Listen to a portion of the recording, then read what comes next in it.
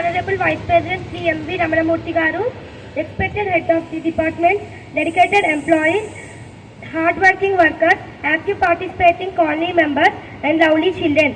I extend warm greetings to each and every one of you on the occasion of the 54th National Safety Week. My name is Bhavagnya. I am studying 6th class. National Safety Day is celebrated every year on 4th March in India. It helps people learn about safety, health and how to protect the environment. The theme for National Safety Day 2025 is Safety and Well-being Crucial for Vikasit Bharat. This theme means that to make India a developed country, we must focus on keeping people safe and healthy. What is Vikasit Bharat? Vikasit Bharat means developed India. An Indian government wants to make India a strong and successful country by the year 2047. To achieve this goal, we need good jobs, better education and safe living conditions. Safety and well-being are important because a healthy and safe nation grows faster. Why are safety and well-being important? A country can only progress if its people are safe and healthy. When workplaces, schools and roads are safe, fewer accidents happen and people work better. Good health and safety rules help everyone live a better life. How can you improve safety? Workplace safety. Factories and offices should follow safety rules to prevent accidents. Workers should wear helmets and gloves for protection. Road safety. People must follow traffic rules, wear helmets and avoid using mobile phones while driving. Home safety. We should be careful while using for fire, electricity and sharp objects. Public awareness. Schools, objects, offices and communities should organize programs to teach safety measures. The theme Safety and Well-being Crucial for Vikasit Bharat reminds us that a safe and healthy India will grow faster and stronger. If everyone follows safety rules, we can build a better future for our country. Safety is not just for one day, but for every day. Thank you to all. ఆనందమానందమాయే మదియాచలనందనమాయే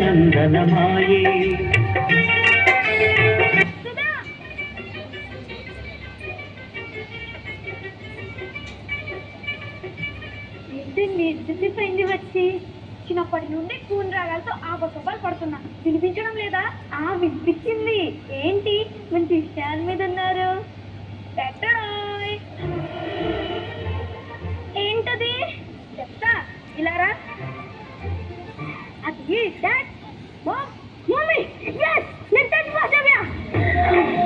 వెళ్ళండి రా. నాకు తెలుసురా నువ్వు pass అవుతావని. నువ్వు నా కొడుకురా? నీ నాన్న నాకు కూడా పెట్టండి రా. చాలు చాలు. అరే నువ్వు కళ్ళు మూసుకో. చేయి చాపు. నువ్వు అడిగిన కొత్త bike, specially design, 800cc engine, dual disc brake, 200 km/h, smooth riding, enjoy. Yes, yes. Thank you, Dad. I love you, Dad. Yeah. Woo. Yes, yes. Sudha, ఏంటిది శ్రీధర్? వాడికి బైక్ ఏంటి అప్పుడే? వాడి వయసు ఎంత? పిల్లలు ఎంత అడ్వాన్స్డ్గా ఉన్నారు చూస్తున్నావు కదా. వాడు ఇప్పుడు టీనేజర్. నేను వాడి వయసులో ఉన్నప్పుడు నాకు కనీసం తొక్కడానికి సైకిల్ కూడా లేదు. అందుకే నేను మిస్ అయిన ఆ టీనేజ్ లైఫ్ని వాడు ఎంజాయ్ చేస్తుంటే చూడాలనుకుంటుంది. మరి అంత పెద్ద బైక్ భయంగా ఉందండి. డోంట్ వర్రీ, పద.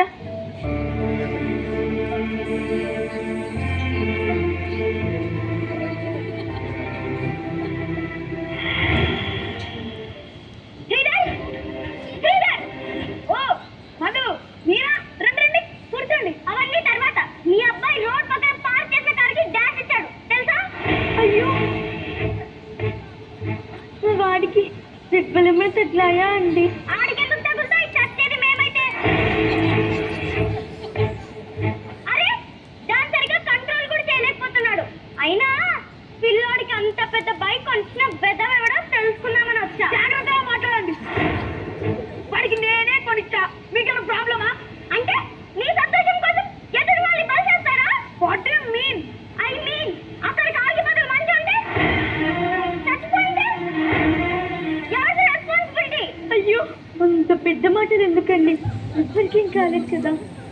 ఇప్పుడు అలా మాట్లాడకండి. నాన్సెన్స్. ఏదో కావాలని చేసినట్టు మాట్లాడుతున్నారే. అరే పిల్లలండి, ఆ మాత్రం అర్థం చేసుకోకపోతే ఎలా? బయటివే మీ కార్ రిపేర్కి ఎంత అవుతుందో చెప్పండి, పడేస్తా. అంతేగాని ఇలా ఇళ్ళ మీద మనుషుల మీద పడిపోకండి. అయినా రోడ్డు మీద ఎంతో మంది తప్పుంటారండి, అలాగే ప్రతి ఇంటికి లోకాలు తప్పించుకుంటారా? నేనేం చెప్తున్నాను, మీరేం మాట్లాడుతున్నారు? ఒక్కసారి ఇలా రోడ్ మీదకి వచ్చి చూడండి. లైసెన్స్ లేని వాడకుడు, కనీసం బండి నడిపే వయసు నిండని వాడకుడు రోడ్డు మీద అడ్డదిడ్డంగా ఎలా పడతాడు ఇష్టం వచ్చినట్టు చూసుకిచ్చే మిసైల్స్ లా ర్యాష్ డ్రైవ్ చేస్తుంటే ప్రాణాలు చేతిలో పెట్టుకొని డ్రైవ్ చేస్తుంది. తప్పు అని చెప్పాల్సిన వీళ్ళండి తల్లిదండ్రులే. ఏం జరిగినా మేము చూస్తున్నామని చెప్పడం కరెక్టా? బై ద వే, మీ కొడుకుని మీరే కష్టాలు పాలు చేస్తున్నారు, కానీ అది ఇప్పుడు మీరు గ్రహించే స్థితిలో లేరు. త్వరలోనే తెలుసుకుంటారు. బాయ్. ఇవ్వండి, ఒకసారి ఫోన్ ఇవ్వండి. రే నాన్న, యాక్సిడెంట్ అయిందంట, దెబ్బలేమన్నా తగిలాయా? అబ్బా ఏం కాలేదమ్మా, నేను వచ్చేసరి పడేపడే. రే రే రే, అంతా మీ వల్లే. వాడికి బతికేంటి అప్పుడే అంటే విన్నారా? వాడికి ఇది అయితే నేను చచ్చిపోతా. చచ్చా, అలాంటివేం జరగదు. పదా.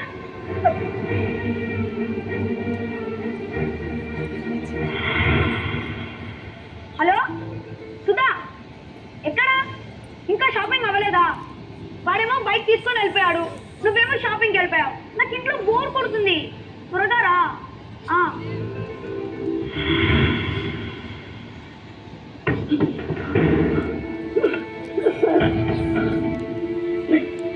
గౌతమ్, శ్రీ గౌతమ్, ఏంట్రా ఏమైంది? ఇలా రా, తాగు.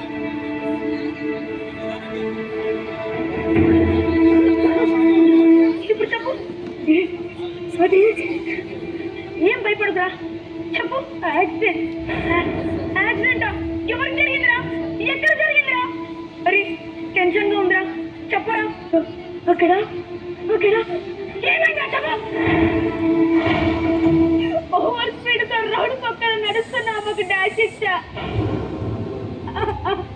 దెబ్బలు బాగా తగిలాయి. ఆవిడ వస్తా చనిపోయిందా కూడా తెలీదు.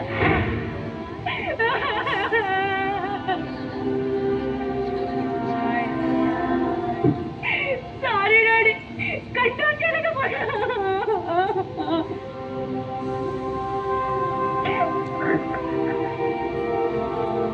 నువ్వేం భయపడుతురా, ఏం జరిగినా నేను చూసుకుంటా. వెళ్ళు వెళ్ళు, ఫ్రెష్ అవ్వు. వెళ్ళరా వెళ్ళు.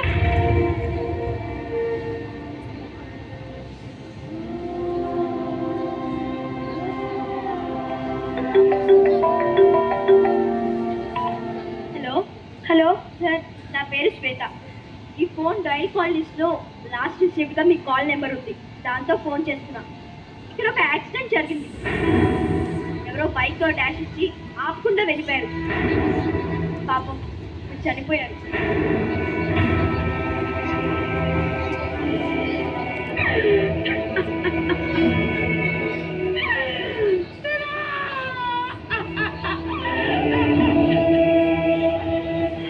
మాలు 9 గుండెము చిన్నది ఏ దారి వచ్చావురా జీవ.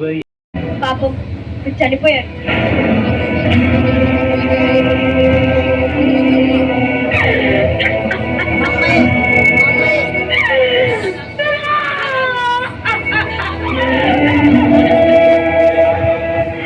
మాలు 9 గుండెము చిన్నది ఏ దారి వచ్చావురా జీవ ఏ దారి పోయేవురా. గుమ్మాలు 9 గుండెము చిన్నది ఏ దారి వచ్చా.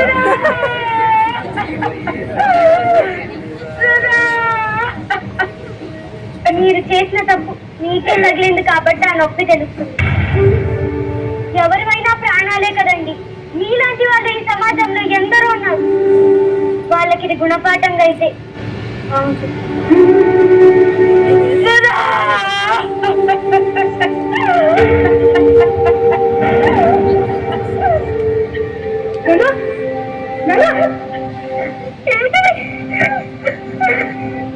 యాక్సెప్ట్ చేసింది ఎవరికో కాదురా, నీ అమ్మకేరా.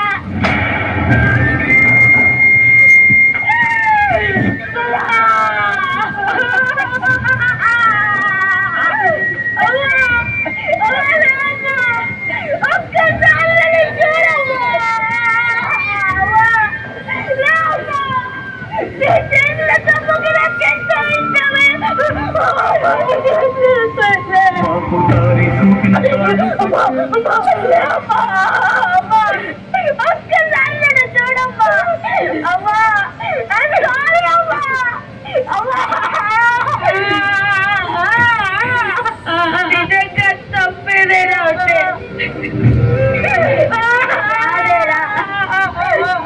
పిల్లలు వారికి ఎందుకంత పైకలు మీ అమ్మ చెప్పిదిరా. మీరే కష్టాలకి తెరుస్తున్నారని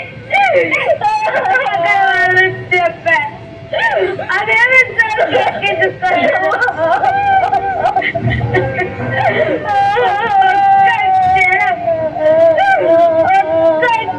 వాళ్ళు చెప్పే మాట వింటే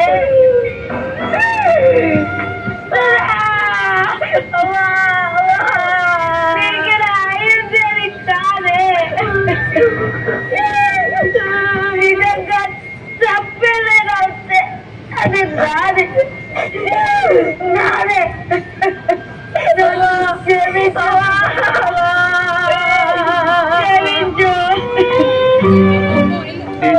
పరుగుల ప్రపంచంలో రోడ్ల మీద ఉన్న అతిపెద్ద సమస్య ర్యాష్ డ్రైవింగ్. ర్యాష్ డ్రైవింగ్ వల్ల జాగ్రత్తగా వచ్చేవారు కూడా ప్రమాదాల పాలవుతున్నారు. అప్పుడు రోడ్డుపై పడుతుంది వారు ఒక్కరే కాదు, వారి కుటుంబాలు కూడా. ర్యాష్ డ్రైవింగ్ మజా కాదు, చేయబోతున్న మర్డర్తో సమానం. ఆలోచించండి.